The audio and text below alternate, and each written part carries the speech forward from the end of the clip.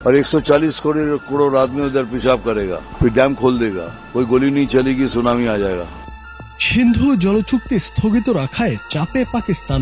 এই আবহে দেশটির সাবেক বিদেশ মন্ত্রী বিলওয়াল ভুট্টো সোমবার সিন্ধে এক সমাবেশে বলেছেন, ভারত যদি অগ্রাসন চালিয়ে যায় তবে 6টি নদীর পানি পাওয়ার জন্য ছাড়া বিকল্প থাকবে না। তার মন্তব্যে নতুন করে বিতর্ক শুরু হয়েছে দুই দেশের সম্পর্কে।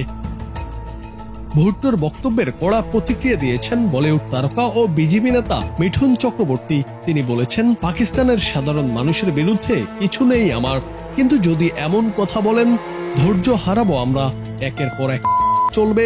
আর যদি না হয় তাহলে বাঁধ বানিয়ে 140 কোটি মানুষ সেখানে প্রস্রাব করবে, পরে বাঁধ খুলে দিলে সুনামি চলে আসবে।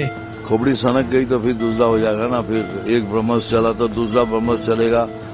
और अगर कुछ नहीं हुआ तो हम लोगों ने सोचा एक डैम बनाएंगे और 140 करोड़ आदमी उधर पेशाब करेगा, फिर डैम खोल देगा, कोई गोली नहीं चलेगी, सुनामी आ जाएगा।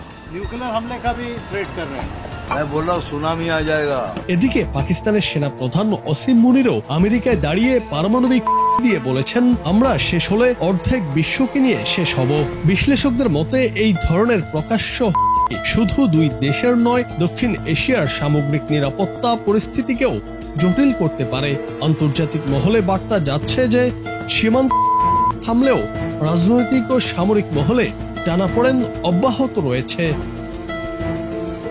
মিঠুনের মন্তব্যে কৌতুক থাকলেও এর মধ্যে লুকিয়ে রয়েছে কড়া সতর্ক বার্তা, এমনটি মনে করছেন অনেকে। জুনায়েদ আহমেদ, বাংলা টিভি।